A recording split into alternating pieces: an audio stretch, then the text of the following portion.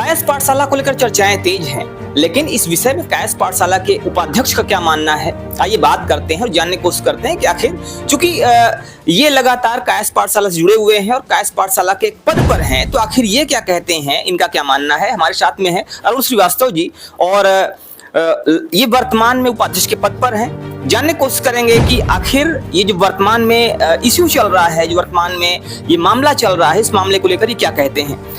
अध्यक्ष जी, वर्तमान में जो ये बातें रिकाउंटिंग की हो रही हैं, चर्चाएं काफी तेज हैं और इस विषय को लेकर अलग अलग लोगों की अपनी अपनी राय है।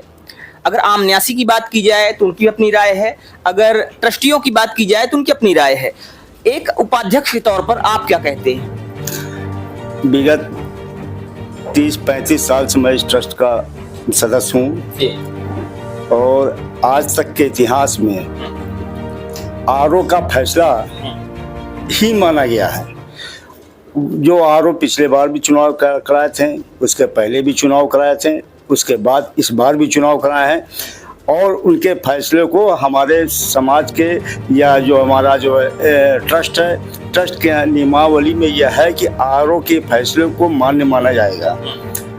और आरओ ने फैसला दिया और फैसला देने के बाद उन्होंने दबावश इन लोगों ने इस्तीफा भी लिखवा लिया।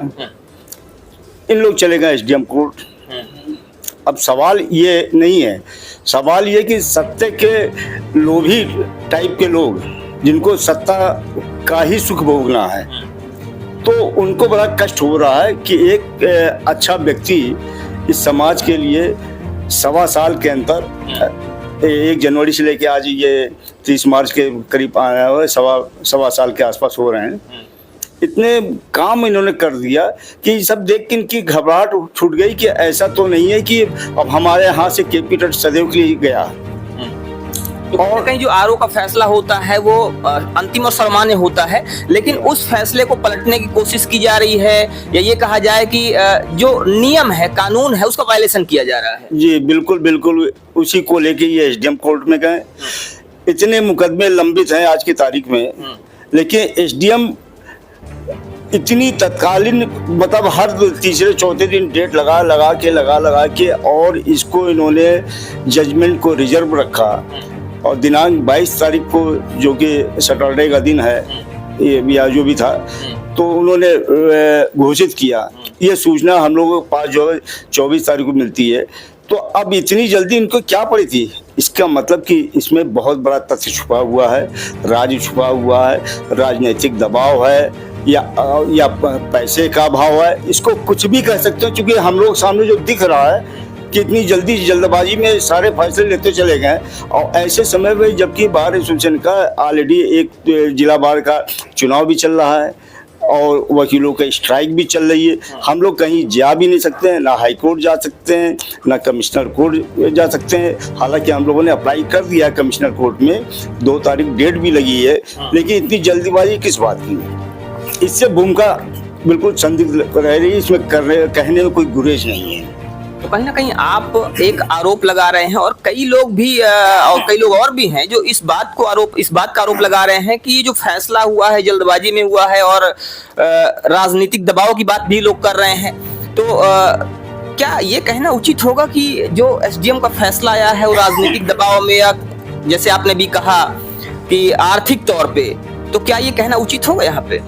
भाई देखिए, न्यायिक प्रणाली के अंतर्गत ये है कि अगर हमको कोई अपील की जाती है या कोई कहीं से मुकदमा खारिज होता है तो 30 दिन का हमारे पास समय मिलते हैं। उस 30 दिन के अंदर हम हाई कोर्ट, सुप्रीम कोर्ट, किसी भी कोर्ट में, जिला कोर्ट, किसी भी कोर्ट में जा सकते हैं। लेकिन आपने हमको ऐसा मौका ही नहीं दिया।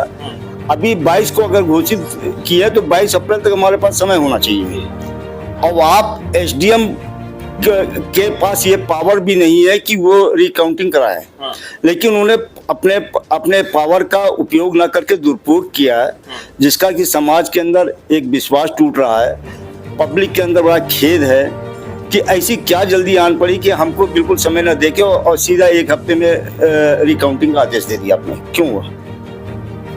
तो यहाँ पर 2 मुख्य बिंदु हैं जो कहीं ना कहीं जिस पर बात की जा रही है और जिसको लेकर देखा जाए तो उसी बिंदु को लेकर यहाँ पर नाराजगी है वो बिंदु ये है कि पहली चीज तो आरओ का जो फैसला होता है वो अंतिम होता है और उस पर फिर से विचार किए जाने की कोई जरूरत नहीं थी, लेकिन आरओ के फैसले को पलटा जा रहा है। और दूसरी चीज, अगर कोई डिसीजन दिया गया था तो डिसीजन के बाद 30 दिन का अपील टाइम मिलता है, 30 दिन का टाइम मिलता है ताकि जो दूसरी पार्टी है, दूसरा पक्ष है, वो भी अपील कर सके, लेकिन वो भी टाइम नहीं दिया जा रहा है, जिस वजह से ये समस्याएं आ रही हैं। और सबसे बड़ी बात ये है कि वर्तमान में सेशन कोर्ट का चुनाव चल रहा है, हाई कोर्ट में हड़ताल चल रही है। इन वजहों से भी अगर देखा जाए तो न्यायिक प्रक्रिया जो है बाधित हो रही है और ऐसे समय में कोई भी डिसीजन आना, कोई भी निर्णय आना एक पक्ष के लिए परेशानी का सबब बन सकता है। तो क्या कहना चाहेंगे इस बात को लेकर? इस बात को लेकर कहना यह है कि अभी भी वक्त है शासनिक तौर पे इस पे विशेष ध्यान दें, जिससे कि समाज में जो विश्वास बना हुआ है अधिकारियों के प्रति या जजों के प्रति, तो वो विश्वास कहीं कम ना हो जाए, कहीं खत्म ना हो जाए। इसलिए मैं शासन, प्रशासन एवं हर लोगों से मैं गुजारिश करना चाहता हूँ कि ये हमारी आवाज़ को जन तक पहुँचाएं और लोग सुने और ईश्वर उनको सद्बुद्धि दे कि अपने फैसले को न्याय की तरफ देखें तो बहुत अच्छा होगा। यही मेरा कहने का मतलब है। तो यहाँ पर कहना ये है कि जो भी चीजें हों, जो फैसले हों, वो न्यायोचित होने चाहिए।